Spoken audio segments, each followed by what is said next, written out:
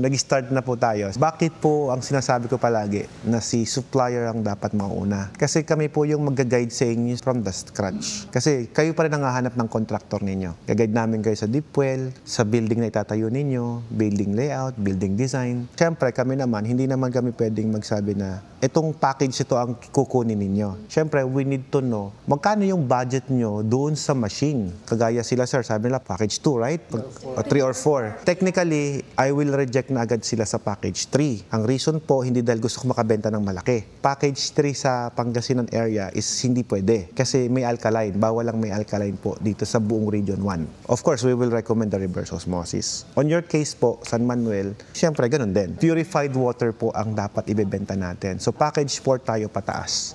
Mataas na ang competition ng tubig dito sa lugar natin. Yun ang totoo nun. So siyempre, ayoko naman po na papasok kayo sa isang negosyo tapos nasa ilalim kayo. Gusto ko pagpasok nyo sa negosyo, may advantage pa rin kayo. Para at least kahit paano, mas malaki yung chances na makakabenta tayo. Diba? Yung tubig, maayos yung lasa. Kasi doon natin maayos yung lasa ng tubig eh. Sa water district po eh. Okay yun. Mas maganda nga ang nawasa gamitin nyo. At mas maganda, 3 pa nga eh. Kung may deep well ka, may shallow well ka, tsaka ka mayroong nawasa. Kung kaya nyo. The more na maraming supply, much better sa amin yun. Kasi ang trabaho lang naman namin, ayusin yung lasa ng tubig na yun. Kung may nawasa, tanggalin namin yung chlorine. Tanggalin namin yung bad taste, bad odor. Yun lang naman trabaho namin. So kung marami kaming mapaprocess, mas maganda. Moving on, kung naka-decide na kayo sa package na napili ninyo, yun ang pag-usapan natin. Ano po bang nakikita nyo? Package 4 to 6. 4 to 6. Ang kagandahan po niyan, yan po yung standard na water refilling station package. Kung mapapansin mo, ang sukat ng mga FRP niyan, 10x54. Ngayon, pagka nag-package 7 po kayo, yun na po yung tinatawag na high-end. Kasi dinivide ko yung packages namin into 3. 1, 2, 3 po, mineral and alkaline package. 4, 5, 6, standard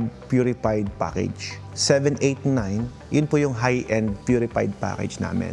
10 is double pass. So, iba na to. Ganun po namin dinivide yung mga packages namin para kayo po, mas madali kayong makapag-decide ano po ba yung pipiliin nyo. Kung 4 po ang pag-uusapan natin, ang capacity po niya is 3,000 gallons per day. Basically po, hindi natin nakukuha yung 3,000 gallons per day talaga. Kung mabibigyan nyo ako ng malinis sa tubig, posibleng maipalabas natin ang 2,700 gallons. Round up kasi yan eh. Pero kapag ang tubig nyo mas marumi, bababa po ang capacity niyan. Pwedeng maging 2.5 lang, maging 2.2, ganun lang siya. Kung nasa 2,200 gallons lamang po ang kaya niyang i-produce in actual, for example, dahil marumi yung supply, i-divide na lang po natin yan sa 24 kasi 24 hours. That is 91 container per hour ang kaya niyang gawin. Gallons to i-divide natin sa 5 kasi 5 gallons yung isang container. That's 18 container every hour. Yung malaki. Ang problema natin, operational lang natin, yung totoo, 8 hours.